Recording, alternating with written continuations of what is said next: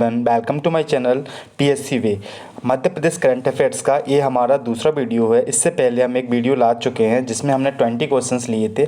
आज इस वीडियो में हम मध्य प्रदेश के जनसंपर्क विभाग द्वारा जो भी पैम्पलेट निकाली जाती हैं उस पर जो करंट अफेयर्स होता है हम उसके बारे में चर्चा करेंगे। तो चलिए वीडियो को स्टार्ट करते हैं। सबसे पहले हमारी एक पीपीटी है, इसमें बताया गया है कि मध्य प्रदेश में खेलो इंडिया के तहत यूथ गेम्स का आयोजन किया जाएगा।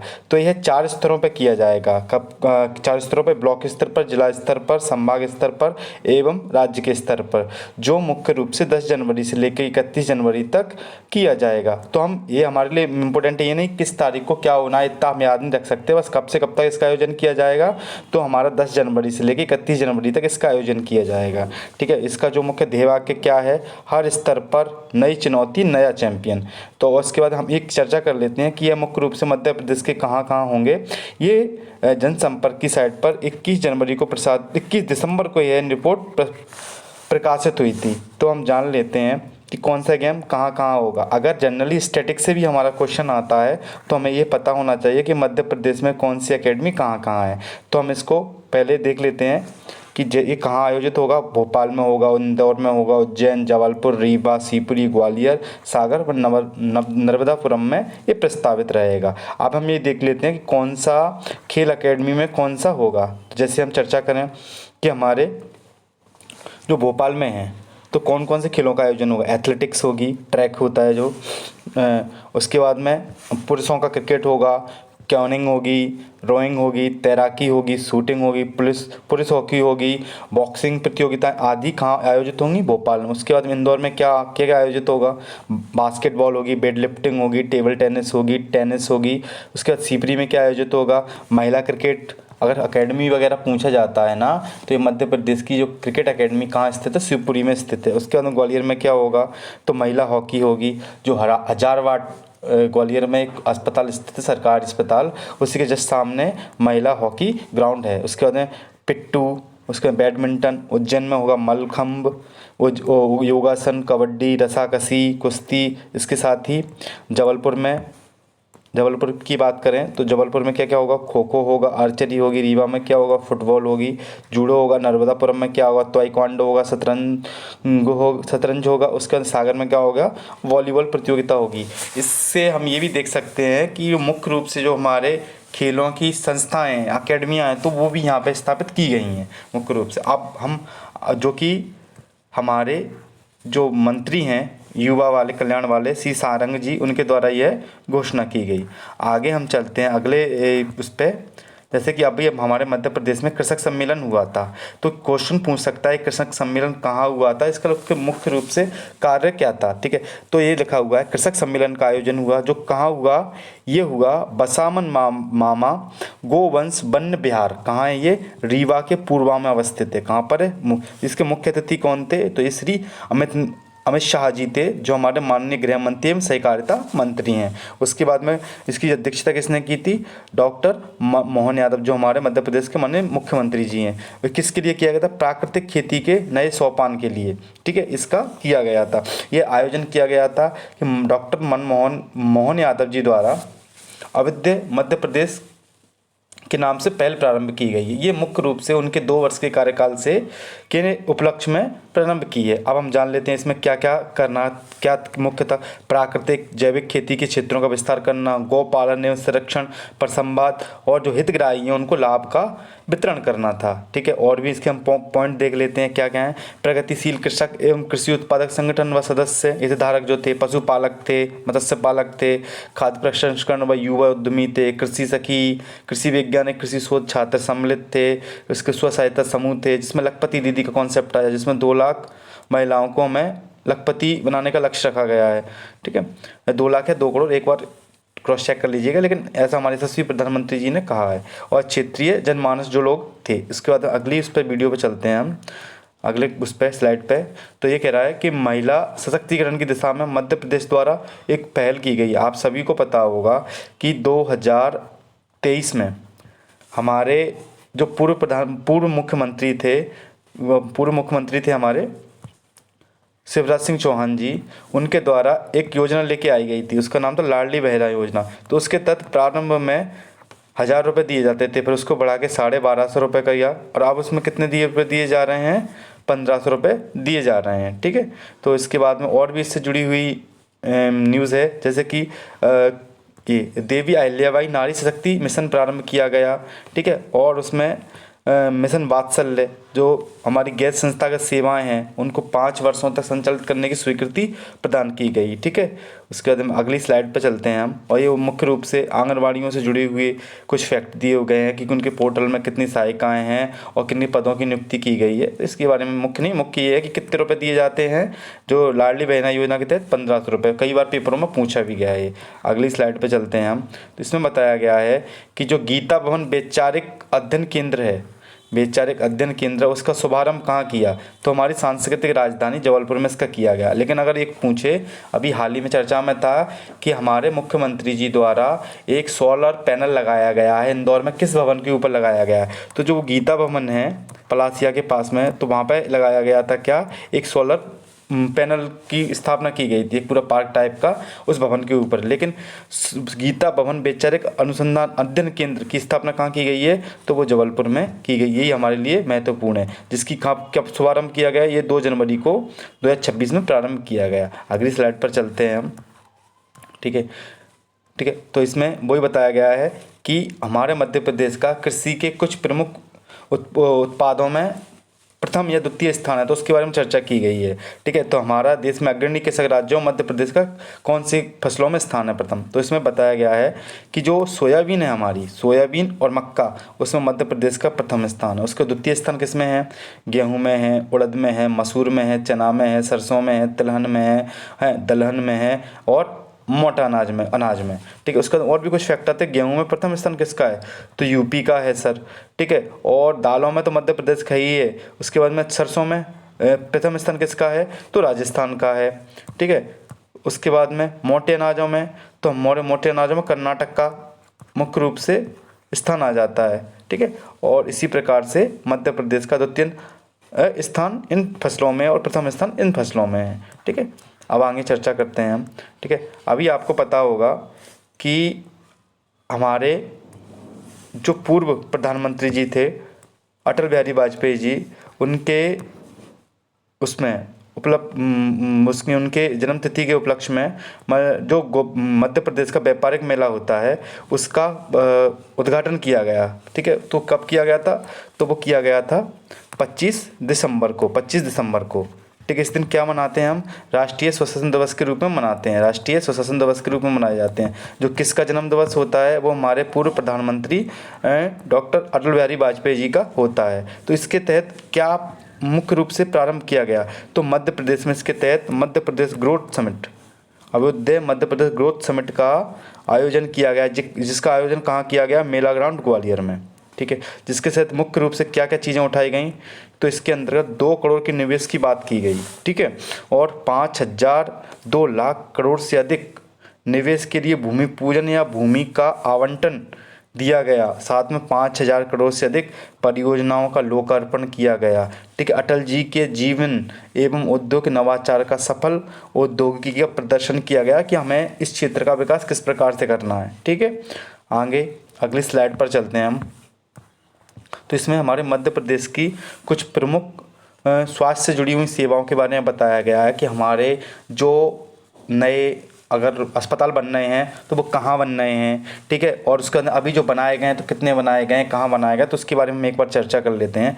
ठीक है, तो उज्जैन में, मध्य प्रदेश के उज्जैन में मेडिसिन सिटी व मेडिकल कॉलेज का भूमि पूजन किया गया, जो कि ये मध्य प्रदेश की पहली मेडिसिन सिटी होगी। उसके बाद में पीएम श्री एयर एम्बुलेंस सेवा प्रारंभ की गई है, जो 109 स्थानों से ज़रूरतमंदों को एयरलिफ्ट कर सकती है। साथ में ये एक डेटा दिया गया है, तो ये हमें याद ज़रूरी नहीं है कि हमें याद हो। उसके बाद में इसमें है कि 2 वर्षों में हम 6 नए शासकीय मेडिकल कॉलेज खोलेंगे, जिसके तहत हमारी संख्या बढ़कर कितनी हो जाएगी, 19 हो जाएगी, जो हमारे सरकारी हैं। उसके बाद में अगर हम बात करें तो 14 हमारे निजी। तो अगर पूछ लिया जाए तो मध्य प्रदेश में 2 सालों में कितने नए शासकीय मेडिकल कॉलेज खोले जाएंगे, तो वो 6 खोले जाएंगे। टोटल संख्या कितनी हो जाएगी, फिर 19 हो जाएगी। अगली चीज़ पे चलते हैं हम। ठीक है, अगली उस पर इसमें बताया गया है कि हमारे जो आपको पता है कि 3 नए ज़िले बने थे, एक मैहर, ठीक है, एक मऊगंज और एक पादोना। ठीक, पादोना बनाया गया था छिंदवाड़ा से अलग करके, मैहर बनाया गया सतना से अलग करके, और महूगंज बनाया गया था हमारा रीवा से अलग करके। हमारा जो सबसे बड़ा वाटरफॉल है वो महूगंज में ही अवस्थित है। 3 नए जिलों में 5 जिला चिकित्सालय, इनके सहित 5 नए जिला चिकित्सालय हमारे मध्य प्रदेश में बनाए जाएंगे। ठीक है, उसके बाद में अगली बस पे चलते हैं। हमारे यहाँ पे 800 आयुष, ठीक है, आयुष, उसमें क्या होता है आयुष में, ये होता है आयुर्वेद, योगा, ठीक है, यूनानी, और उसके बाद में सिद्धा। ठीक है, ये जो 5 वो आते हैं फॉर्म, ठीक है, वो आते हैं, जिसके कितने हमारे आयुष केंद्र खोले गए हैं। ठीक, 800। पूछ लिया जाता है, क्वेश्चन बनता है कि भारत में आयुष मंत्रालय की स्थापना कब की गई थी।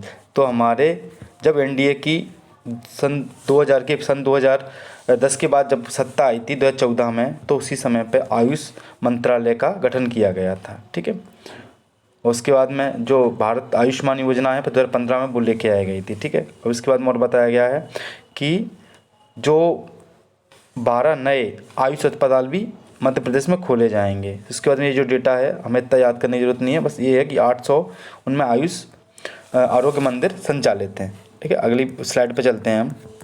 अगला स्लाइड है, इसमें बताया गया है कि हमारे जो मध्य प्रदेश है वो जैव विविधता से रिच स्टेट है। तो उसके बारे में कुछ बताया गया कि कौन सी चीज़ें हमने क्या सिद्ध की है, क्या हम उसके विकास के लिए कार्य कर रहे हैं। तो इस पर चर्चा कर लेते हैं। तो इसमें बताया गया है कि जो कान्हा नेशनल पार्क है वो देश का सर्वश्रेष्ठ टाइगर रिजर्व घोषित किया गया है। साथ में हमारे यहाँ पर शाकाहारी वन्य जीवों की संख्या सर्वाधिक है। ठीक है, भोपाल को टाइगर राजधानी के रूप में अब जाना जाएगा। ठीक है, इसी के साथ में हमारे यहाँ पर 5,500 करोड़ की लागत से टाइगर कॉरिडोर का निर्माण किया जा रहा है, जिसमें कान्हा, बांधवगढ़, पन्ना और पेंच राष्ट्रीय उद्यान को जोड़ा जाएगा। हम बात कर ले कि हमारे मध्य प्रदेश की अवस्थिति में ये कहाँ अवस्थित है, तो हम एक बात कर ले, मोटा मोटी ये बन गया हमारा। तो कान्हा हमारा यहाँ आ जाता है, बांधवगढ़ हमारा यहाँ आ जाता है, पन्ना हमारा यहाँ आ जाता है, पेंच हमारा यहाँ आ जाता है। तो इनको जोड़ने के लिए 5,500 करोड़ में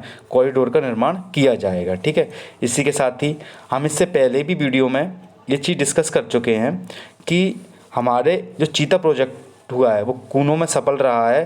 ठीक है, जिसमें कितने हैं 27 हैं, और अभ्यारण्य और गांधी सागर में कितने हैं 3 हैं। इसी के साथ ही जो वीरांगना दुर्गावती नौरादेही सागर में अवस्थित है वो तीसरा क्षेत्र होगा हमारे। इससे पहले हम डिस्कस कर चुके हैं कि वो तीसरा क्षेत्र होगा जहाँ पर चीतों को लोकेट किया जाएगा। उसके साथ में बताया गया कि मध्य प्रदेश जो राज्य है वो लेपर्ड की संख्या में प्रथम स्थान पर। अब हम देख रहे थे चीता क्या होता है। ये जो है ना, ये चीते हैं हमारे, टाइगर्स हैं, और ये हमारे लेपर्ड हैं। ठीक है, जो कि मुख्य रूप से लेपर्ड आपको पेड़ों पर चढ़े हुए मिल जाएंगे। ठीक है, अगले क्वेश्चन पे अगले उस पर चलते हैं पॉइंट पे। इसमें बताया गया है जो डॉक्टर विष्णु श्रीधर वांगड़कर रातापानी रायसेन में अवस्थित जो अभ्यारण्य है उसको मध्य प्रदेश का 8वां टाइगर रिजर्व एवं माधव राष्ट्रीय उद्यान को मध्य प्रदेश का 9वां टाइगर रिजर्व घोषित किया गया है। ठीक है, अगले क्वेश्चन पर चलते हैं हम कि जो ओमकारेश्वर वन्यजीव अभ्यारण्य है। ठीक है, तो जो ओमकारेश्वर वन्यजीव अभ्यारण्य है वो देवास व खंडवा को मिलाकर सम्मिलित है। और डॉक्टर भीमराव अंबेडकर वो सागर में अवस्थित है। और जहानगढ़ अभ्यारण्य श्योपुर में है। ये इनके नाम आपसे पूछा जाएगा कि डॉक्टर भीमराव अंबेडकर राष्ट्रीय अभ्यारण्य कहाँ है, तो वो कहाँ है, सागर में अवस्थित है। आपसे पूछ लिया जाएगा जहानगढ़ अभ्यारण्य कहाँ है, तो वो श्योपुर में अवस्थित है। ठीक है, और प्रदेश में प्रथम ताप्ती कंजर्वेशन रिजर्व का गठन किया गया है। ठीक है, प्रदेश में हमारे पास जो ताप्ती नदी है उसको संरक्षित करने के लिए एक कंजर्वेशन रिजर्व का गठन किया गया। तो वो कहाँ किया गया, मध्य प्रदेश में किया गया। तो ये हमारे लिए इम्पोर्टेंट हो जाता है। अगले उस पर चलते हैं। उसमें बताया गया है, ये कोई महत्वपूर्ण नहीं है हमारे यहाँ पे, स्वयं सहायता समूहों को हमने कितनी महिलाओं को कहाँ किससे जोड़ा, तो इतना ज़रूरी नहीं है, लेकिन एक बार देख सकते हो आप। ये क्या है, महिलाओं को आर्थिक सशक्तिकरण करने के लिए हम महिलाओं को बगिया मतलब फलों वगैरह के उसके लिए प्रोत्साहन दे रहे हैं। तो स्वयं सहायता समूहों की उस पर दे रहे हैं। तो यह कि माँ की बगिया या एक बगिया माँ के नाम परियोजना किससे संबंधित है, तो स्वयं सहायता समूहों के द्वारा महिलाओं को इससे जोड़ना है और फलों का उत्पादन बढ़ाना है। तो उस जिससे क्या होगा, उनकी आय भी बढ़ेगी। तो उसके बारे में इसमें एक माँ की बगिया परियोजना के तहत बताया गया है। ठीक है, उसके बाद में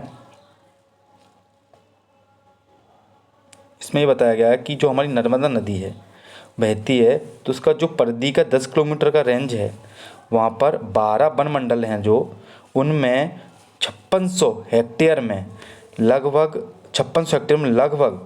5200 हेक्टेयर में हमने वनों का रोपण किया है और भूजल प्रबंधन को बढ़ावा दिया है। इसके अंतर्गत बताया गया। अगली स्लाइड में चलते हैं हम।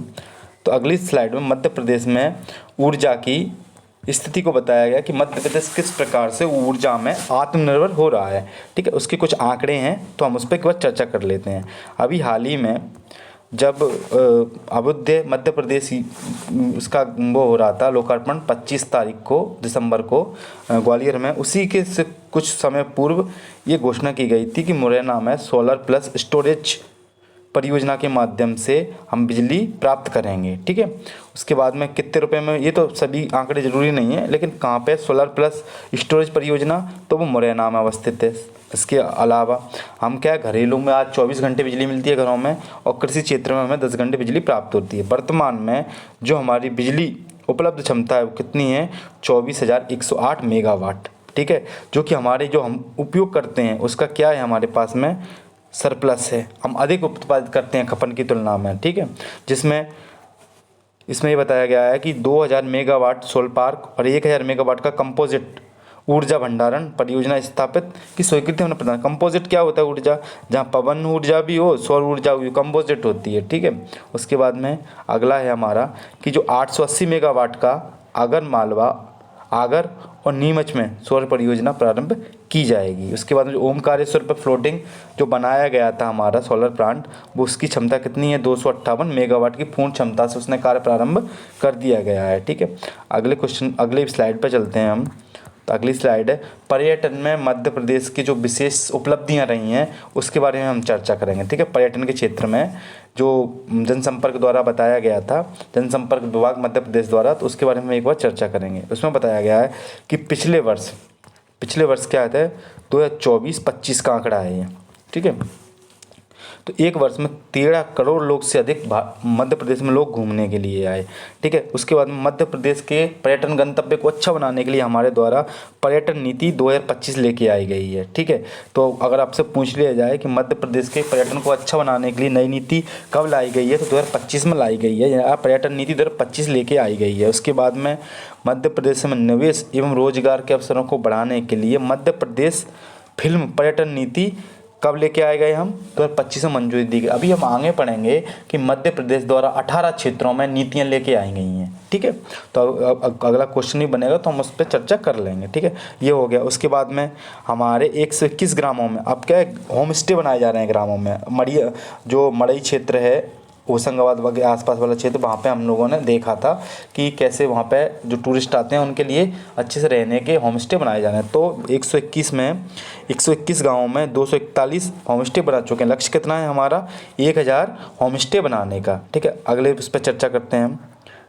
अगला है हमारा, ठीक है, प्रतिष्ठित travel and tourism conclave award में best tourism of the year का सम्मान किसको दिया गया, मध्य प्रदेश को दिया गया। ये किसके लिए दिया गया, 2024-25 के लिए। ठीक है, उसके बाद में अगला जो हमने इससे पहले पढ़ी थी कि हम क्या स्टार्ट कर रहे हैं कि PM श्री वायु पर्यटन सेवा। ठीक है, जो हमारे मुख्य 8 शहरों को जोड़ेगी, जैसे भोपाल हुआ, इंदौर हुआ, जबलपुर हुआ, रीवा हुआ, उज्जैन हुआ, ग्वालियर हुआ, सिंगरौली हुआ, खजुराहो हुआ। ये हमारे मुख्य जो पर्यटन के क्षेत्र हैं उनसे ये हमें जोड़ेगी। क्या, PM श्री पर्यटन वायु सेवा। ठीक है, आगे चलते हैं। PM श्री धार्मिक पर्यटन में हेली सेवा का संचालन किया गया, जिसमें मुख्य रूप से अभी उज्जैन से लेकर ओमकारेश्वर के लिए इसका प्रारंभ किया गया है, हेली सेवा का। ठीक है, आगे चलते हैं हम अगले इस पे। हाँ, अभी आपने देखा होगा कि सर्दियों का समय चल रहा है, तो हमारा जो बड़ा तालाब है उसमें जो कश्मीर में डल झील में जो शिकारा चलते हैं, शिकारा क्या होता है, एक नाव होती है ऐसे, और उस पर ऊपर ऐसे वो लगा रहता है। ठीक है, कपड़े का वो लगा रहता है, तो शिकारा बोलते हैं इनको। जो मुख्य रूप से कश्मीर वाले क्षेत्र में चलते थे। तो 20 शिकारा नौकाएं प्रारंभ कर दी गई। तो कहाँ की गई हैं, भोपाल की झीलों में। उसके बाद में हमारा अगला है कि हमारा जो पर्यटन विभाग है उसमें जो 18 अवार्ड प्राप्त किए इस क्षेत्र में, और साथ ही देश का बेस्ट टूरिज्म बोर्ड बना। ठीक है, उसमें बोर्ड को मिले हैं। ठीक है, ध्यान रखिएगा। अगले उस पर चलते हैं। ठीक है। इसमें यह बताया गया है कि जो हमारे यूनेस्को हेरिटेज सेंटर है उसके द्वारा मध्य प्रदेश के 6 तो धरोहर को अस्थायी सूची में एवं 4 ऐतिहासिकों को धरोहरों को जो सम्राट के शिलालेख हैं, ठीक है, 64 योगिनी का मंदिर है मुरैना में, ठीक है, जो मिताबली में अवस्थित है, ठीक है, गुप्तकालीन मंदिर और बुंदेला शासकों के जो महल हैं, ठीक है, उनको यूनेस्को की अमूर्त धरोहर में सम्मिलित किया गया है। जो अस्थायी होती है इसको जो पहले कोई भी सूची को उसकी बनने के लिए स्थायी सूची में बनने के लिए पहले अस्थायी सूची में आना होता है। अगर कोई भी स्थायी सूची में कितने हैं तो 44 हैं। अभी हाल ही में कौन सा जोड़ा गया तो 13 किले जोड़े गए, किसके, शिवाजी के 13 किलों को जोड़ा गया। जो शिवाजी के 13 किले थे उनको इसमें जोड़ा गया है। बोले 13वां जंजीबार का किला कहाँ है तो वो तमिलनाडु में अवस्थित है। जो 13वां था उसके 12 कहाँ है वो महाराष्ट्र के कोस्टल एरिया में अवस्थित है, ठीक है।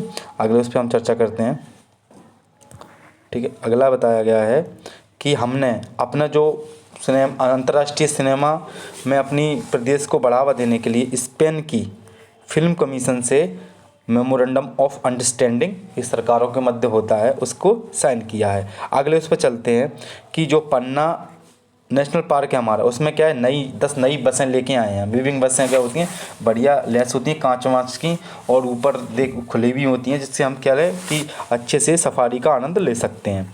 अगले उस पर चलते हैं। मैंने आपसे बोला था कि मध्य प्रदेश बहुत सारी डेवलपमेंट के लिए आगे बढ़ रहा है और उद्योग विकास को बढ़ावा दे रहा है। तो उसमें ऐसा ही बताया गया है कि मध्य प्रदेश में जो इन्वेस्टर समिट है उसका आयोजन किया गया। कब किया गया 2025 में, ठीक है। 7 रीजनल इंडस्ट्रियल कॉन्क्लेव का हुआ, उसमें कितना पैसा दिया गया ये सब हमें जानने के लिए, क्योंकि वो डेटा बहुत हो जाएगा, ठीक है। 5 ग्लोबल यात्राएं की हमारे यशस्वी मुख्यमंत्री जी द्वारा, ठीक है। उसके बाद में 14 इंटरेक्टिव सेशंस भी जारी किए गए। सार को इतना निकला है कि अब तक मध्य प्रदेश देश में सर्वाधिक निवेश प्राप्त करने में लगभग तीसरा राज्य बन चुका है, ठीक है। सर्वाधिक निवेश प्राप्त करने में मध्य प्रदेश कौन सा राज्य बन चुका है, तीसरा राज्य बन चुका है, जिसमें हम 32 लाख करोड़ रुपए से अधिक निवेश प्रस्ताव प्रस्तुत कर चुके हैं, जिसमें 23 लाख लोगों को रोजगार की प्राप्ति होगी, ठीक है।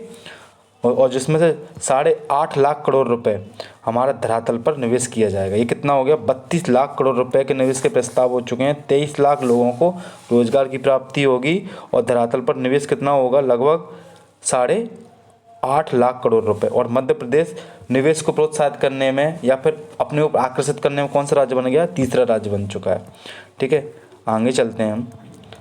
मैंने इससे पहले चर्चा की थी आपसे कि हमने मध्य प्रदेश ने अपने विकास को बढ़ावा देने के लिए 18 नीतियाँ संचालित की, जिसमें से MSME विकास नीति, स्टार्टअप नीति, AVGCXR नीति, ठीक है, लॉजिस्टिक नीति, उद्योग संवर्धन नीति, इलेक्ट्रॉनिक वाहन नीति, ठीक है, IT से जुड़ी हुई जो क्षेत्र हैं उनसे जुड़ी हुई कुछ मिशन है उनसे जुड़ी हुई नीति, कृषि व्यवसाय, ठीक है, एवं खाद्य प्रसंस्करण नीति, ठीक है, रियल एस्टेट नीति, एक्सपोर्ट प्रमोशन नीति, ड्रोन संवर्धन एवं उद्योग नीति, सेमीकंडक्टर नीति, पर्यटन नीति, खनिज नीति, स्वास्थ्य क्षेत्रों को निवेश को प्रोत्साहन देने वाली नीति, नवीकरणीय ऊर्जा नीति, ठीक है, और फिल्म पर्यटन नीति, तकनीकी शिक्षा एवं कौशल विकास नीति और नवीकरणीय ऊर्जा नीति आदि का संचालन मध्य प्रदेश द्वारा किया गया है, ठीक है।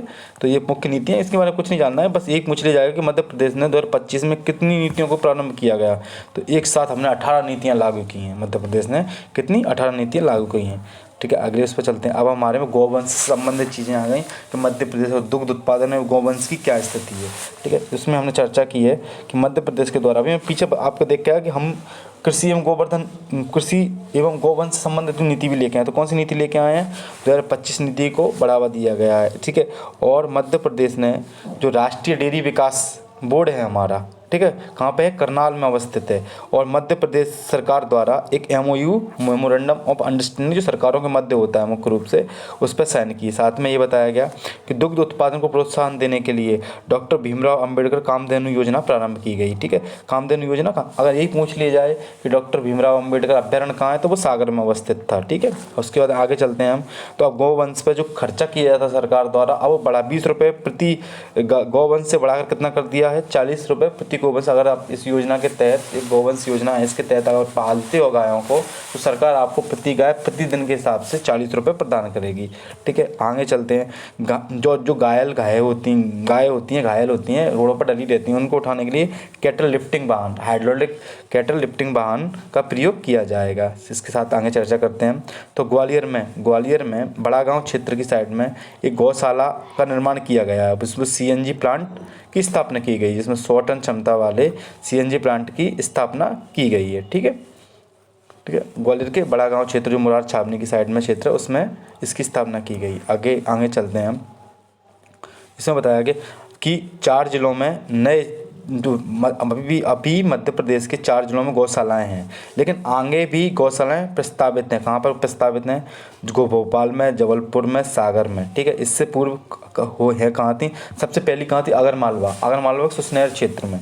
उसके बाद में कहाँ थी? इंदौर में खुली, फिर ग्वालियर में खुली और फिर उज्जैन में। अभी 4 जिलों में है और 3 जिलों में बनने जा रही है, निर्माण कार्य प्रस्तावित है। उसके बाद में ये है, ठीक है, जो हर माह 50 करोड़ रुपए डीबीटी के माध्यम से जो गौशाला बैंक के खातों में अंतरित की जाते हैं। जो गौशालाएं बनाई गई हैं हमारे देश में, कुछ एनजीओज़ के द्वारा, सरकार के द्वारा भी सब की हैं, तो 50 करोड़ रुपए राशि हर माह डीबीटी के माध्यम से वहाँ भेजी जाती है। ठीक है, आगे चर्चा करते हैं हम। मध्य प्रदेश की वही कि आगे हर क्षेत्र में आगे बढ़ रहा है, तो उसके कुछ महत्वपूर्ण जो हम पहले चर्चा कर चुके हैं उनका फिर से रिवीजन कर लेते हैं। ठीक है, जैसे कि क्या बताया गया है कि बढ़ती ग्रामीण विकास की दिशा में क्या है, हर जो ग्राम पंचायत है उसमें पीएम किसान समृद्धि केंद्रों की स्थापना की गई है। ठीक है, और प्रत्येक जो विकास खंड है वहाँ पर मुख्यमंत्री वृंदावन ग्राम योजना के तहत 155 विधानसभा क्षेत्रों का चयन किया गया है, क्योंकि यहाँ पर मुख्यमंत्री वृंदावन जो ग्राम है उनका योजना का संचालन किया जाएगा। उसके बाद 1 माह बगिया, वही मैंने बताया कि लगभग उनके 3000 एकड़ के आसपास में भूमि का आवंटन किया गया है स्व सहायता समूहों के माध्यम से, जिससे महिलाएं फल फूल वगैरह लगा सकें और अपनी आर्थिक सशक्तिकरण कर सकें। उसके बाद कैच द रन प्रोग्राम, कहाँ पे? कैच द रन, क्या कि द कैच द रेन, जब वर्षा होती है तो उसके जल को संरक्षित करने के लिए प्रोग्राम चलाए जाते हैं। तो हमारा जो खरगोन जिला है उसको 2024 के लिए नेशनल जो अवार्ड हैं उसमें प्रथम पुरस्कार मिला। ठीक है, ये बहुत IMP है, ध्यान रखिएगा, ये क्या है? बहुत ही IMP है। उसके बाद में अगर ये पूछे राष्ट्रीय जो जल पुरस्कार किसको मिला, तो महाराष्ट्र को मिला, 2024 वाला महाराष्ट्र को मिला। आगे चलते हैं। तो जो प्रधानमंत्री आवास योजना होती है ग्रामीण में, उसमें 11,46,000 को स्वीकृति देने वाला देश का प्रथम राज्य कौन बना? मध्य प्रदेश बना। इसके बाद में ये कितना इम्पोर्टेंट नहीं है हमारे लिए। हाँ, अब उसके बाद हमारे यहाँ जो नक्सल इससे प्रभावित जिले मुख्य रूप से बालाघाट देखा जाता है। उसमें क्या है कि जो लोग आत्मसमर्पण कर रहे हैं समाधान योजना के तहत, उनको कौशल प्रशिक्षण दिया जाएगा और उनको एक नई ज़िंदगी के लिए कुछ पैसे भी दिए जाएंगे। अगला है ऊर्जा के क्षेत्र में कुछ अग्रणीय कार्य। मुरैना वाला मैंने बता दिया आपको कि सोलर प्लस स्टोरेज की वो की जाएगी। उसके बाद में हमने जो कंपोजिट वाला प्रारंभ कर ही रहे हैं, हम ये सब कर चुके हैं, हम पहले जो वीडियो में चर्चा कर चुके हैं। ठीक है, आगे चलते हैं हम। ठीक है, अगला है हमारा कि हमारे मुख्यमंत्री जी द्वारा नए चिकित्सा महाविद्यालयों की शिलान्यास किया गया है। कहाँ पे किया गया है अगर पूछा जाए तो धार और बैतूल में। और इसके मुख्य अतिथि कौन थे? JP नड्डा, जो हमारे राष्ट्रीय जो स्वास्थ्य मंत्रालय है देश का, उसके हमारे केंद्रीय मंत्री हैं और ये हमारे यशस्वी प्रधानमंत्री जी हैं। ये कब किया गया? चौधरी चरण सिंह जी के जन्म दिवस पर। ठीक है, किसान दिवस 23 दिसंबर को किसान दिवस मनाया जाता है। इससे जुड़े हुए कुछ फैक्ट हैं जो हमने पिछले 2 वर्षों में हमारे यशस्वी मुख्यमंत्री जी के कार्यकाल में जो हमें देखने को मिले हैं, तो उनसे जुड़े हुए कुछ आंकड़े हैं। जैसे शासकीय मेडिकल कॉलेज में 14 से बढ़कर अब क्या 19, क्योंकि नए कितने खुल रहे थे? 6 खुल रहे थे। निजी कितने हो जाएंगे? हमारे 14 हो जाएंगे। जो हम वो डाटा वही है जो हम पहले देख चुके हैं, तो इतना ज़रूरी नहीं है। कब किया था इन्होंने? पहले किया था हमने धार का उद्घाटन, फिर किया बात है बैतूल वाले का उद्घाटन। आगे चलते हैं अगली स्लाइड पर। तो हमारे जो हैं 2017 में मध्य प्रदेश के खुरई जो सागर है उसकी खुरई तहसील से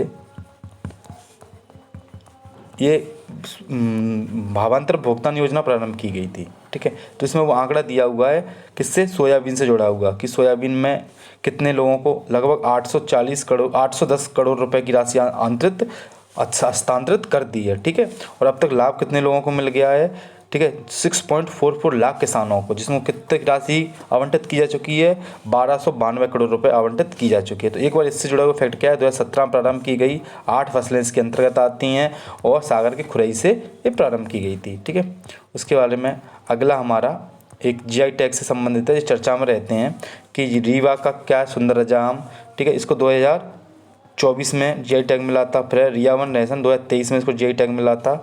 और मध्य प्रदेश की अब तक, आज मैं 8 जनवरी को 2026 में रहूँ तो 27 प्रोडक्ट को मिल चुका है। सबसे पहला था चंदेरी की साड़ी, 2003 में उसको जीआई टैग मिला था। ये हमारा वस्तु पंजीयन अधिनियम 1999 के तहत इसको करा जाता है, ये वाणिज्य मंत्रालय के अंतर्गत आता है। ठीक है, उसके बाद में यही कि इजराइल की सहायता से जो कृषि के लिए सेंटर ऑफ एक्सीलेंस की स्थापना की जाएगी, वो कहाँ की जाएगी, मुरैना में की जाएगी इजराइल की सहायता से। ठीक है, ठीक है दोस्तों, अगर आपको मेरा सेशन अच्छा लग रहा हो तो मेरी वीडियो को लाइक करें और मेरी चैनल को सब्सक्राइब करें और अपने दोस्तों से शेयर करें। मैं अपने चैनल पर ऐसी ही वीडियो लाता रहूँगा। और अगर आपको इसकी PDF चाहिए हो तो मेरे टेलीग्राम चैनल को विज़िट करें, जिसकी लिंक मैंने डिस्क्रिप्शन बॉक्स में डाल दी है। Thank you.